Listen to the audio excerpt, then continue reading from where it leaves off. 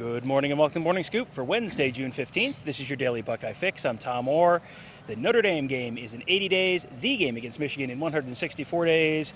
The temperature in the Woody Hayes Athletic Center right now is about 97 degrees. Bill Greene is here with me, sweating away, right there with me.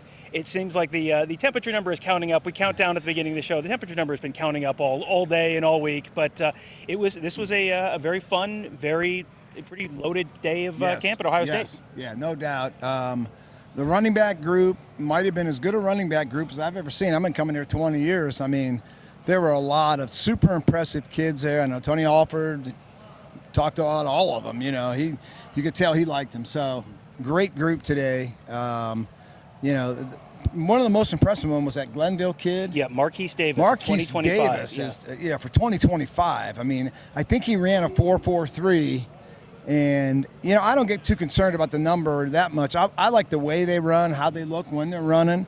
And he looked the part of a dude. I mean, that was like a Glenville dude that we haven't seen around here, since the Marshawn Lattimore days or whatever. But, man, that kid is a stud. And then the other two Glenville kids I like, the two with offers, Bryce West is just an amazing athlete, great body.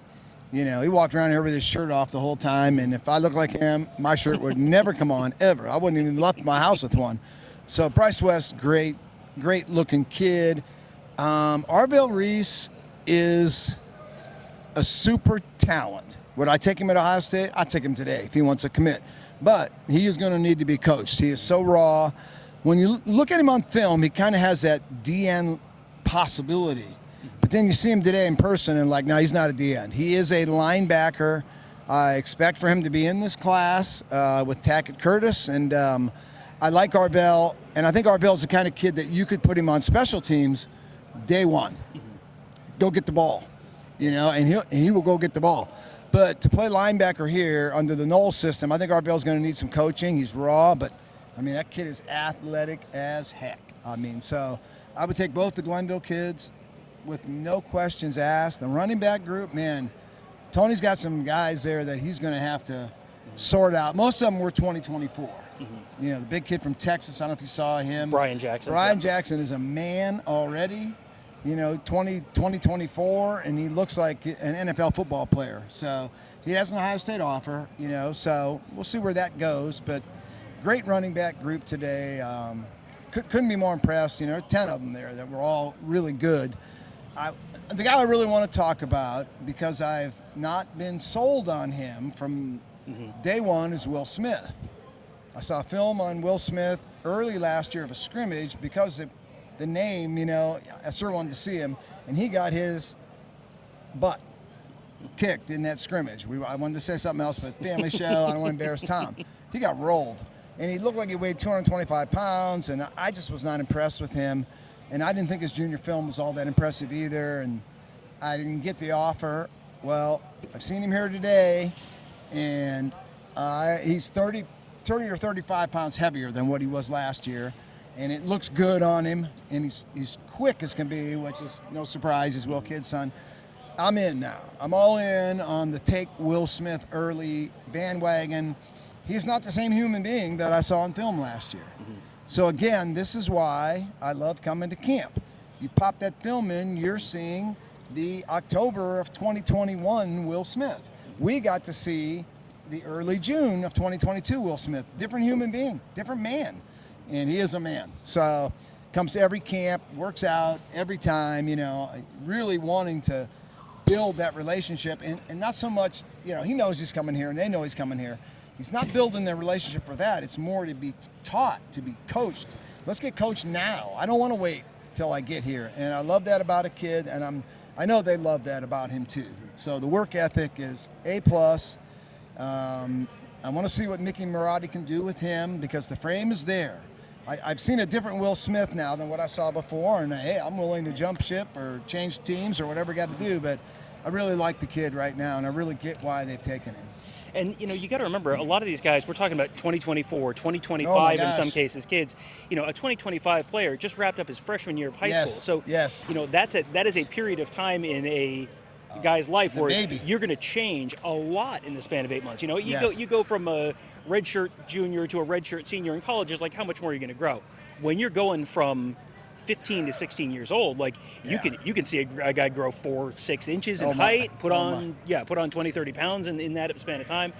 What is it about the running back position? We just talked about all these guys. There were so many 2024, so many 2025s.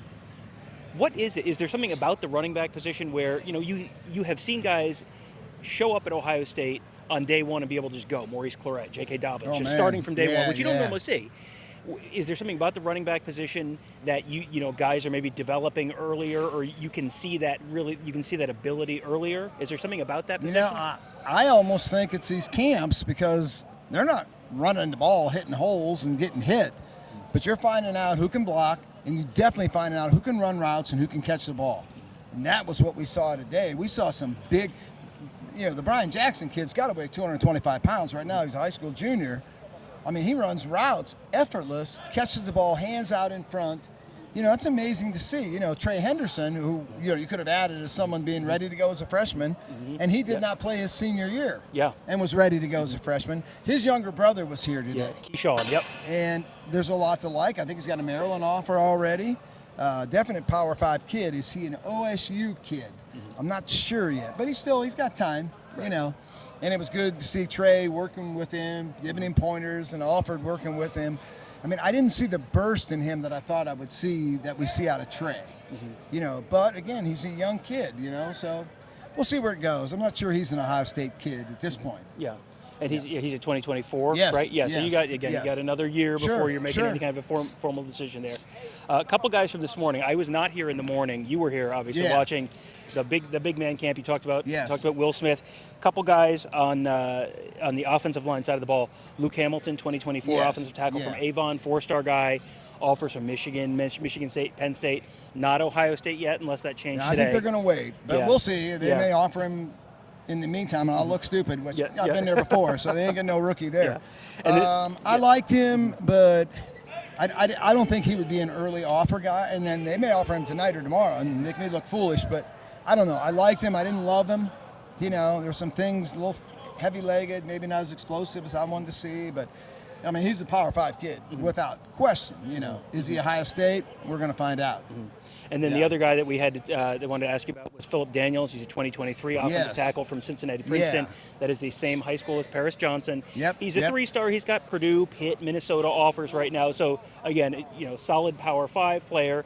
And then the question is he, you know, Power 5 or is he Ohio State? Yeah, that's the question. I didn't see an Ohio State player today.